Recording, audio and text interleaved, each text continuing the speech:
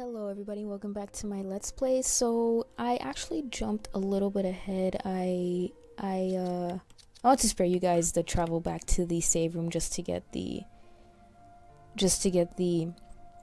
rest of the sheet music, because I didn't think you guys, it wasn't necessary for you guys to really see that. I think you guys trust me enough to know that I didn't cheat, and I got that, and I just walked to the save room to grab the items that I needed. So anyway, we're back in business, and I need to go back to the piano room. Alright, so just the other day we had a snowstorm, and I always love watching the conferences that the government officials have to talk about the plans. Okay, we're declaring a state of emergency, or this is gonna happen, this is our contingency plan, blah blah blah blah. And I always love how the journalists that are sitting in the press room with the government officials always ask the stupidest questions I've ever heard in my life. I sit there, let me tell you something. Sometimes it takes a while for things to dawn on me. And I recognize that, and that's a shortcoming that I know that I have, and I admit it readily. But when even I say, didn't the mayor just say this? Why are you asking this question? It's time to kind of rethink things. So, somebody was asking, so we were thinking it was going to be this big blizzard, and in some places it was pretty bad, but in other places it wasn't as bad as we thought it was going to be, so which is nice, the less the better. We have to clean that shit up, so it's not like we have a landlord to clean it. So the less we have, the less of an issue it is for us. Anyway, so they decided to impose a travel ban on people. Nobody's supposed to drive after a certain time.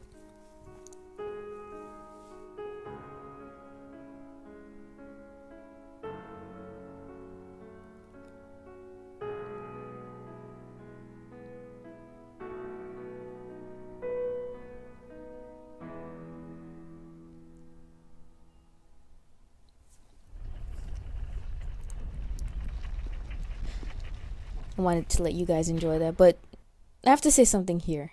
She only played the piano for like 15 seconds. Was that 15 seconds of music? Did it really need to take up all of that entire booklet there? Like, that doesn't make any sense. I had to go through all that trouble to get the other sheet of music all the way on the other side of the mansion, and she only played about 3 seconds worth of that? I don't think so. That's weird to me. Anyway, we're moving along. That's what I wanted, the gold emblem. So anyway, they imposed a travel ban, so nobody, unless you're an emergency vehicle or unless you work for the government, you weren't allowed to drive your car. You would have received a ticket, or they probably would have, depending on the cop, they probably would have arrested you. They said that was one of their options. Anyway, so genius reporter in the front decides to raise their hand and said, well, what about the food delivery people? Like, are you serious, bro? How much of a dick are you that there's snow coming down heavily and all these winds, and you're gonna get this poor delivery guy or delivery girl, I don't know, to deliver food to you because you can't get off your lazy ass to get your ass to the supermarket to buy something to cook? Wow. Only in New York, guys. Only in New York. And everywhere else. But anyway, that's besides the point. Okay, so anyway, when the two have run each other through, the path to your, I'll let you guys read it, destiny will open. Okay, so the picture gives you a big clue. The small hand is supposed to go through the guy's chest, so it's supposed to point at the armor, and then the longer hand is supposed to go through the guy's head. It's already pointed where it needs to point, and that's it.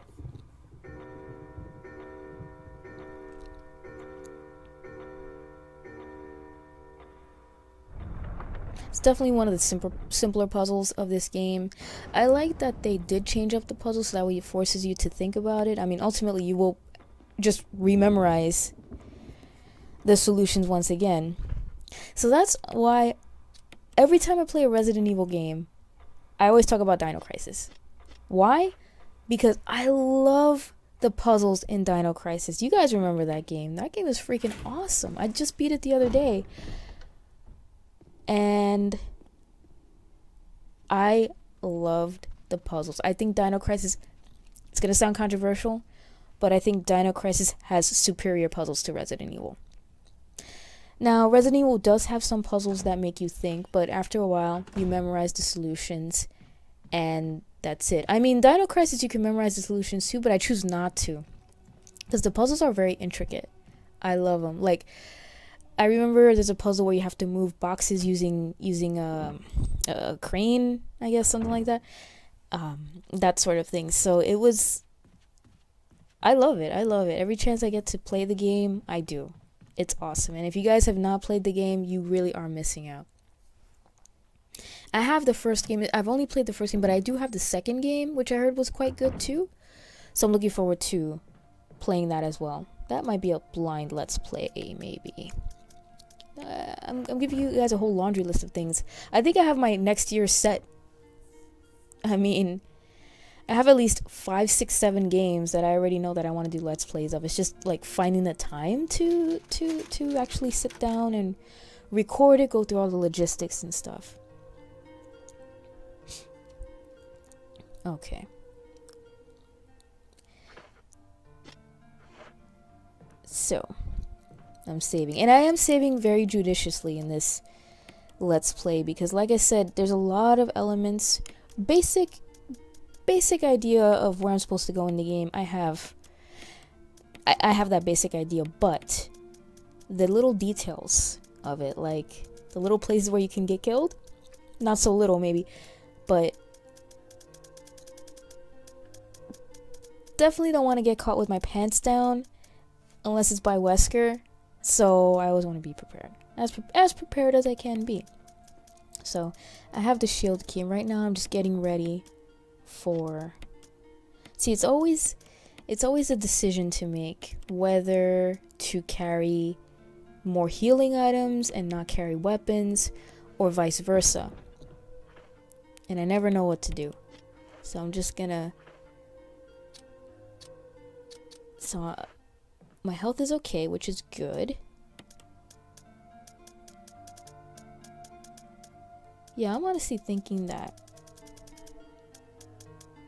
I'm gonna go ahead and replace this. Maybe not. Alright. It's always a debate with me. It's always a debate. So, you guys know. Any Resident Evil fan, a diehard fan, can look at somebody's inventory and say, ah, yeah, you're about to fight a boss. If it's a person that knows what they're doing. Like, if it's a person that remembers, that has already played the game before, has an idea of when they're supposed to fight big enemies, that sort of thing. So you can just look and say, ah, okay. You're about to fight something, aren't you? If you're really, really good, you can tell what you're going to fight. Like, for example, if you see the shield key in my inventory, you know exactly what that means. You know exactly what enemy I'm going to fight. Which is pretty cool. And I'm a little paranoid here because I'm not sure if those zombies that I killed are Crimson Heads at this point. But I don't have time. And I don't want to waste a grenade round on them anyway. So I'm just going to leave it alone. Okay. And here we are. Okay. So this is the part that I was mentioning before with Richard. Why it's a good idea to keep him. Why it's a good idea to get the serum to him as soon as possible. So what do we have up here? Ooh. We have shotgun shells, but I'm going to leave them because I don't have space. I wanted to... Oh, boy.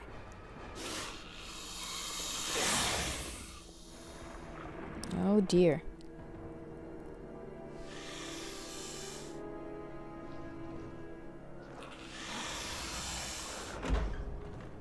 Payback time. Holy shit. This guy has balls, man. He just got bit. He got a huge chunk of his arm. And I'm already poisoned. He got a huge chunk of his arm taken out by the snake. And now he's back for more. Like, he's back to kill this fucker. Dude.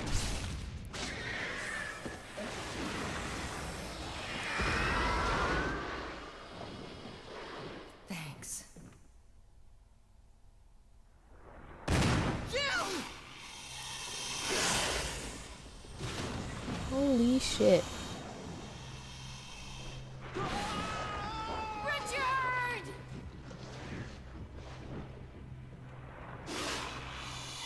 Wow. That's an awful way to go, I think.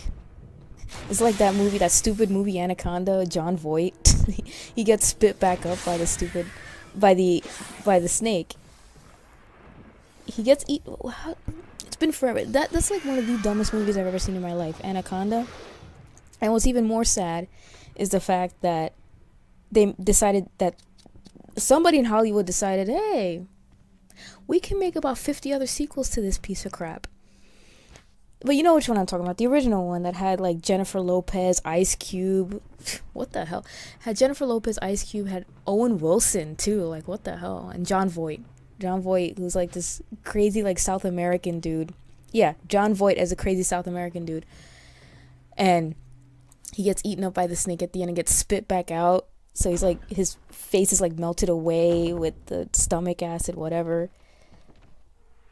I need to watch better movies. Am I poisoned? I need serum.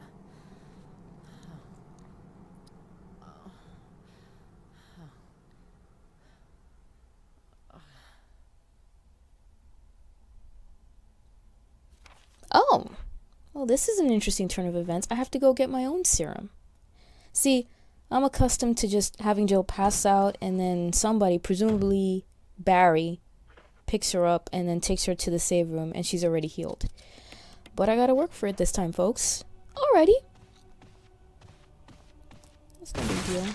Okay, this guy's dead. I could have probably just I could have run around him the other way. God. Okay. Well, no harm. I hope that doesn't come back to bite me. But alright, so it's not too bad of a trip unless they decide to put 50 more zombies between here and there, which knowing this game, they might. So I'm almost there. I can almost never get through that fight without getting poisoned. It's almost like the fight, if you remember the Code Veronica fight with Nosferatu. I think that's his name. Man, I know it's the name of a movie, right? Isn't it? Like an old movie? But they also decided to name this enemy that. There was one time where I fought him in Code Veronica where I was able to actually kill him without getting poisoned.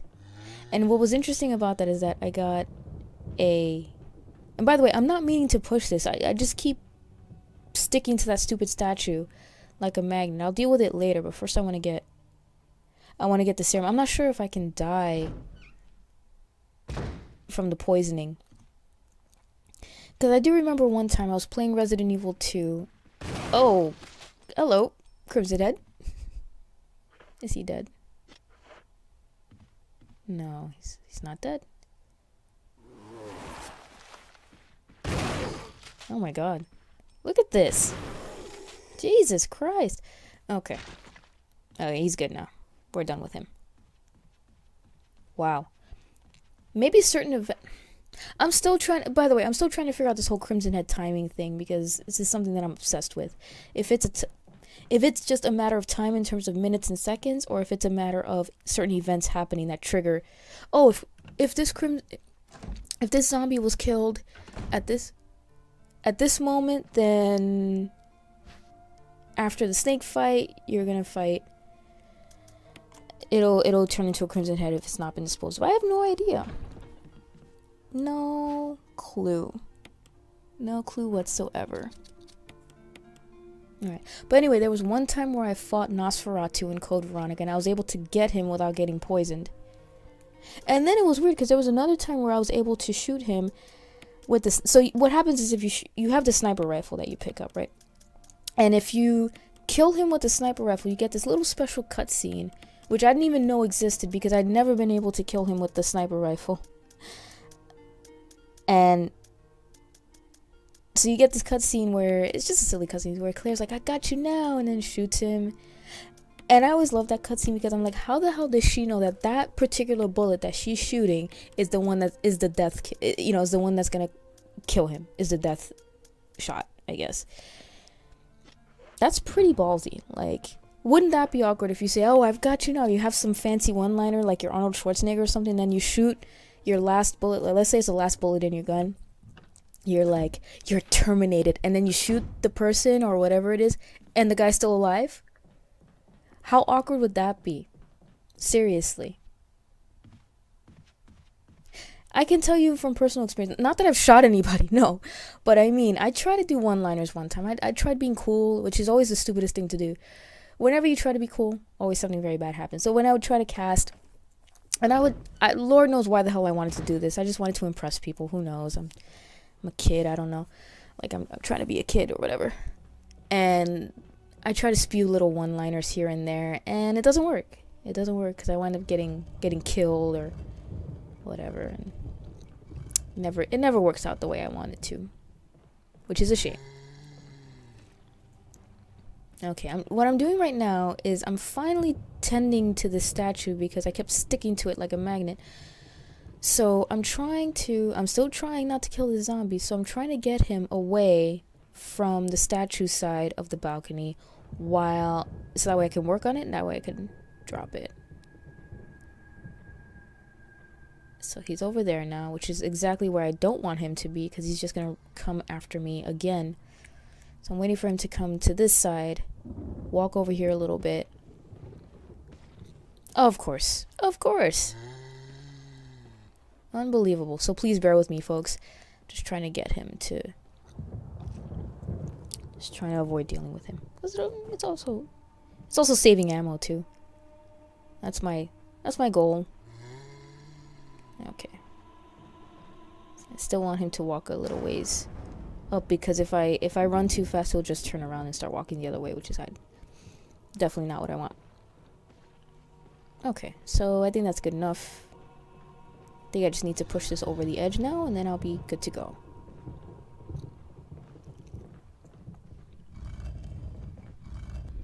Okay. Excellent. I'll go down and pick that up in just a bit. Alright. So he's blocking the door. I'm just gonna run around this way. Hopefully he's still following me on this side. Okay, so we're good. Just gonna get him to leave me alone. And that's it. So, right around here, I always like to call this the halfway... Well, no. Going to the guardhouse for me was always like roughly the halfway mark in the game. In the director's cut. But this game is a little longer because there's a few additions. There's a few additions that you'll see, which I think are actually pretty awesome. And they make me want to play... For example, there's a monster that's coming up. And it makes me want to play the... forget if it's the Umbrella Chronicles or the Dark Side Chronicles. I have both of the games, but I played a little bit of the first one, which I think was Umbrella Chronicles, but I got stuck. But there's a part where you face that monster that's coming up. I don't want to say who it is, but once we start fighting the monster, once we start dealing with the monster, I'll let you know what I'm referring to. So yes, I know I do jump a little ahead, but I'm trying to restrain it. I'm trying to keep it within reason, you know what I mean? If you know what I mean. Okay, so I have this blue gem, and I need to use it in the tiger statue, which I like what they did here, basically. So you see, finally we're going to this room, very small room.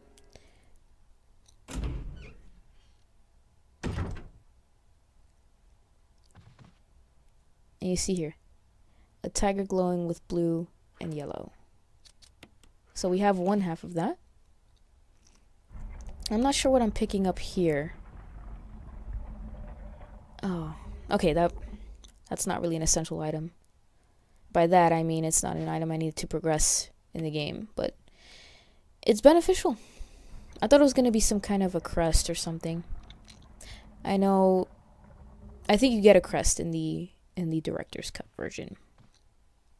Alright. So anyway, there's still what the next item on the agenda is to get the fourth and final mask that I need for that tomb area.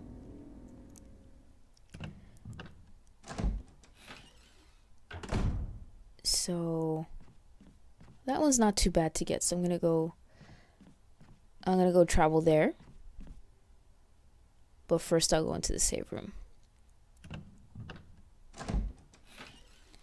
Because I don't recall saving after fighting that snake, so rather be safe than sorry.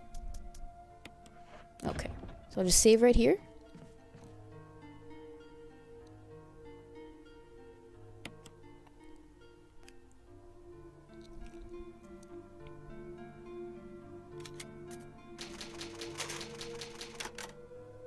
And I will see you guys next time. All right, later.